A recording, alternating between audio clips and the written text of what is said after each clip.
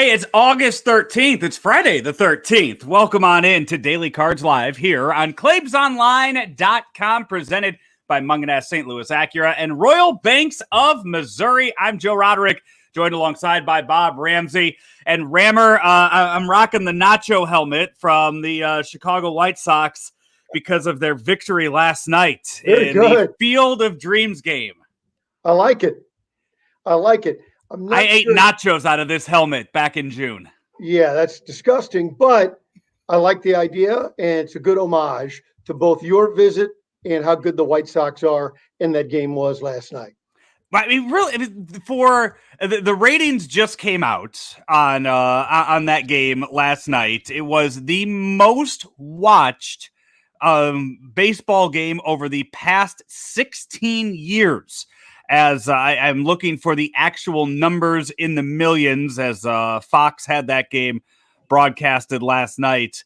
But yeah, they are still I'm looking for all the calculated numbers of it. But not only was it a cool venue and two very good teams, you couldn't have asked for a more exciting game of baseball at the end. Yeah, the back and forth was very good. There was everything. There was good pitching. There was good defense. There were good at bats, not just home runs, but then of course at the end, home runs back and forth to decide the event. And it was everything, I think, more than MLB could have hoped for to get that kind of a game under that sort of a spotlight. I know we usually will stick with just talking Cardinal stuff here on this show, but much like with the trade deadline, I feel like this is such a big event and more than any, more than just Cardinal talk here. It's about the entire game of baseball. But I saw the reports that came out earlier today that. And I also saw the stuff last night about the Cardinals, or about baseball kind of looking at other venues and other ways to do this, because now that worked, they're going to try to they're going to see how far they can push the envelope. Sure. And I don't, the NHL does it with the Winter Classic every year, and it's cool. They had the game at Lake Tahoe this past year. And I don't know where else you could do this around having games at the fort, the base, the Army base, the military base. That was cool a few years ago. Yeah, that baseball did, building a game there.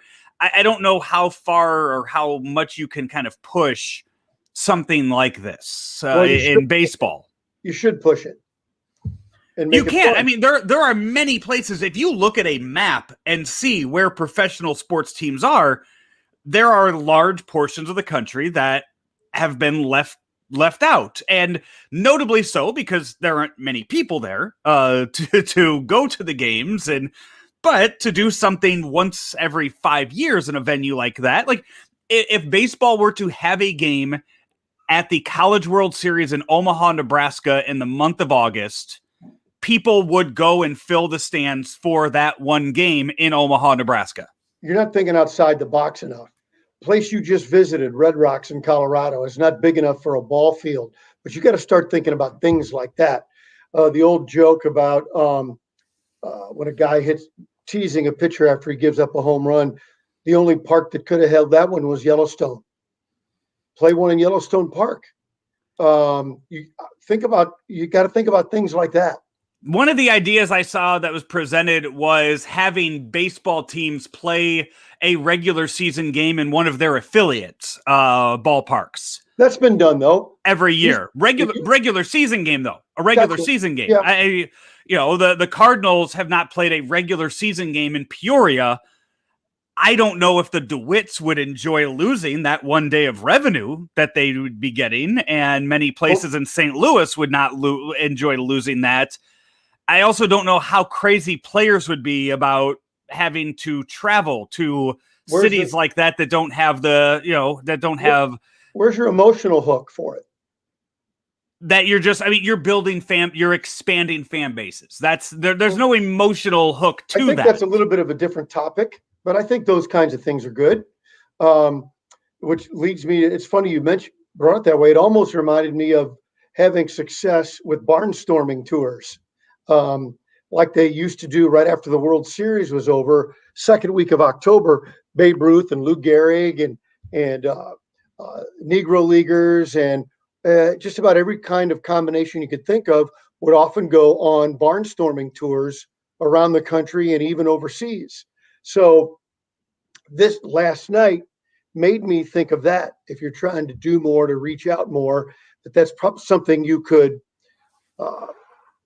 think about, those kinds of venues and locales.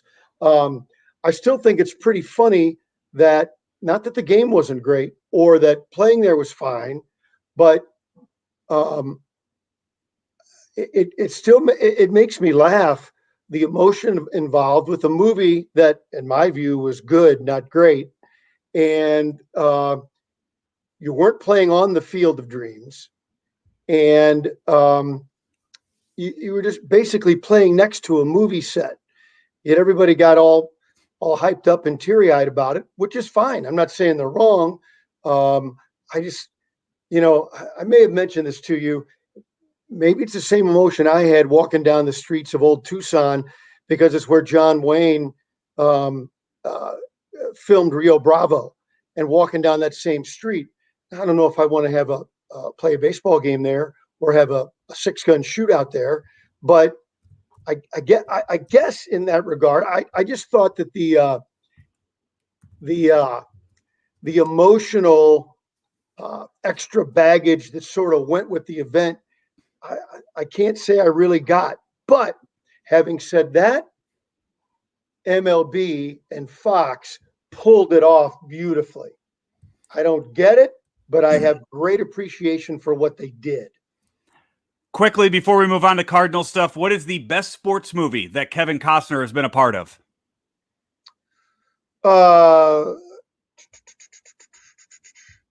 Well, probably, I guess Bull Durham, I guess. Is there a trick question there? No, I'm asking your thought on it. He's been in. He's been in so many in his career. Three baseball movies. Yeah, Cup. A small role in a bicycle movie. Tin Cup. Draft Day. Oh yeah, that's at the bottom. I would say it's one of his three baseball movies, and none of them are perfect. So to rank them in different ways, I'll tell you the movie that was closest to the big league experience was For the Love of the Game. That's my favorite baseball movie. Because you played, and you get, that's how guys act and think. For the non-baseball people, it was probably too inside baseball to win them over, where Bull Durham had the over-the-top comedy, Field of Dreams had Dad and the Ghosts and the all different part of it. And all three are very good. It's a terrific Costner baseball trilogy, and I liked all three. But For the Love of the Game was probably the best baseball movie. All right, let's move on. Let's talk a little Cardinal baseball. I see. Is that just a regular Cardinal hat fitted? What snap? What are we rocking? It is not just a regular Cardinal hat. It is a real Cardinal gamer off the shelf from the clubhouse. Late 90s, I believe, early aughts, and actually was acquired for fantasy camp. Oh, okay. Yeah, they give you the real uniforms at fantasy camp. Right. Nice. I like that. Cardinals today begin a 3-game series against the Kansas City Royals. We know that Jack Flaherty will be on the mound for the game today. As I'm scrolling through Twitter right now, I have not seen any moves that have been made as far as which way they will, with Jack Flaherty going down or coming back up, who will go back down. But you did see in the game yesterday when they completed the sweep against the Pirates, you saw Wade LeBlanc leave the game early with an injury. You also saw Dylan Carlson leave the game early with an injury. Both of those are pretty big deals right now, because both of those guys, you had stability in your rotation with Wade LeBlanc there, and Dylan Carlson has been an everyday guy for the entire season. I've not seen a report, but I can't believe that there isn't an MRI already on Carlson's wrist. So the fact that it hasn't been announced means I think he's going to miss a few days, and I think they'll bring up a hitter. I think they'll bring up a hitter for tonight.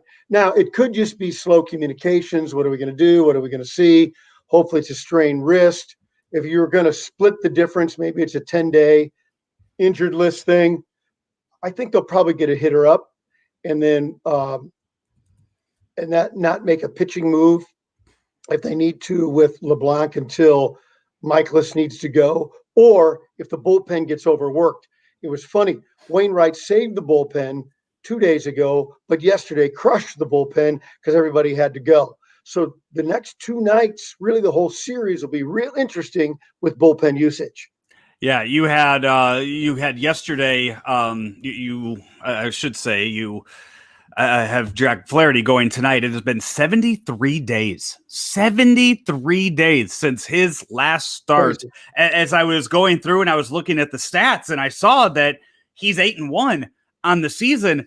I completely forgot that. I mean, we were looking at what, 7-0, 8-0. He had gotten off to that perfect start, and we were sitting here at one point talking about him possibly being the starter for the All-Star game and right. for the National League. For as good as he was, completely forgot about that until I started looking at the numbers for his return tonight. Yeah, I'll throw it out there because you usually ask the question: expectations, health, and stamina. So long as he throws pitches at close to max effort, and feels good every inning. And can I get 5 out of him tonight? That might be a bit of asking a lot, but if he feels good in a smooth 4 or 5 innings, I think of competitive baseball would be a reasonable expectation. Yeah, a question, by the way, and you can comment and you can tag along and join in on the conversation each and every day here on Daily Cards, something we don't do enough of. But a question, Rammer, from one of the listeners as we are live right now. Are you worried about Gallegos and Reyes starting to break down? I know you were tweeting about it during the game yesterday, wanting him to, thinking that he was out there way too long. I am worried about it. The question becomes each night, who's available? The formula worked so well in the first half of the season, and now that boat is springing some leaks.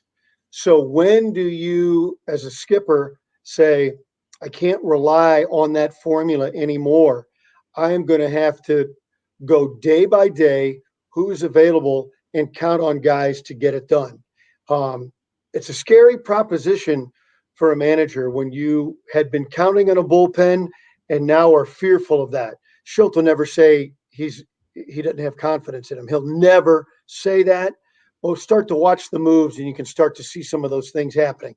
As far as them physically and probably more mentally breaking down a little bit the stress of the season, I am very concerned about it. And the Cardinals got to get those guys to say, we believe in you, trust yourself, throw strikes. And then you have to start manipulating the bullpen relative to production.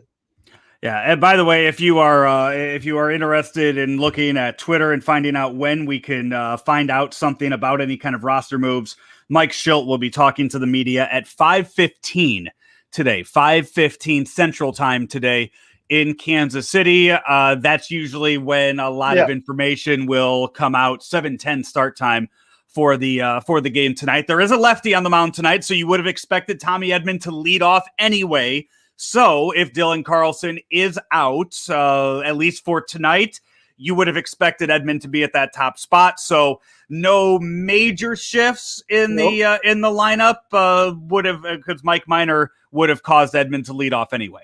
Here's your question then. If we're trying to guess along with Mike Schilt, who's your DH?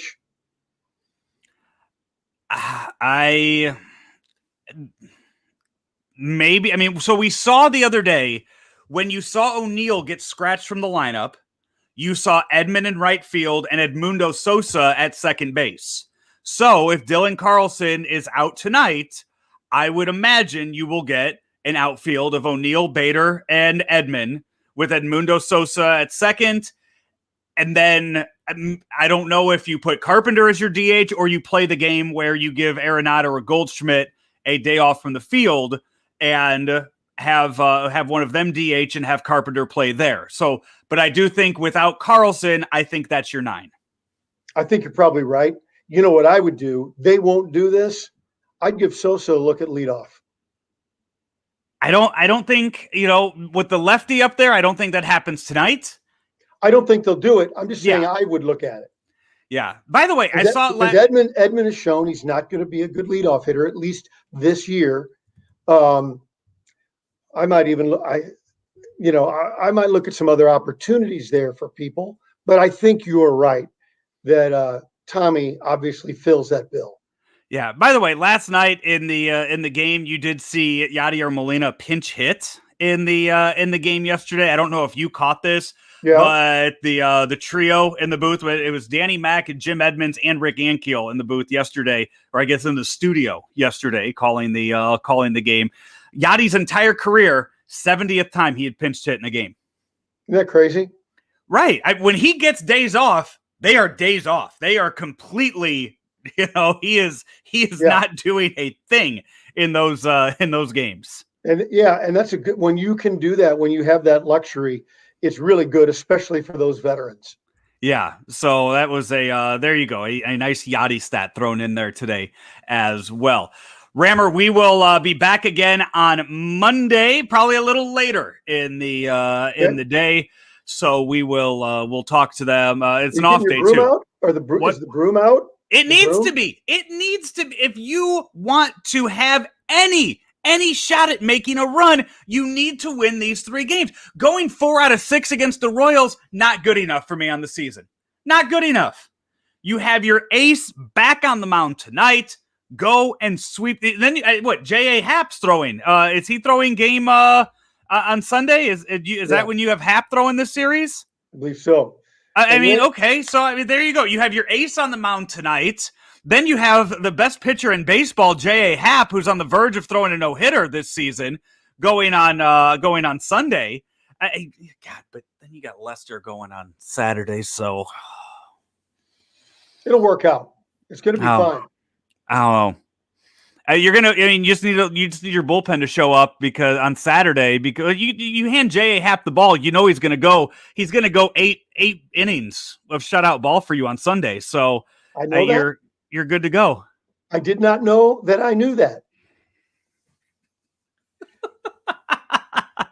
Rammer, a word from Royal Banks before we head off to the weekend.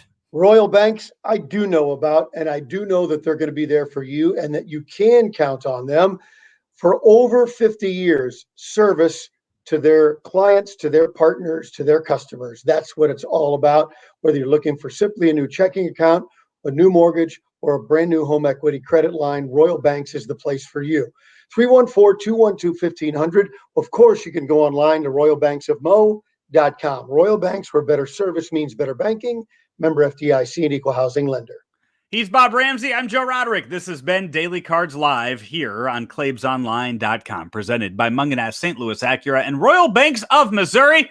We will be back on Monday, everybody.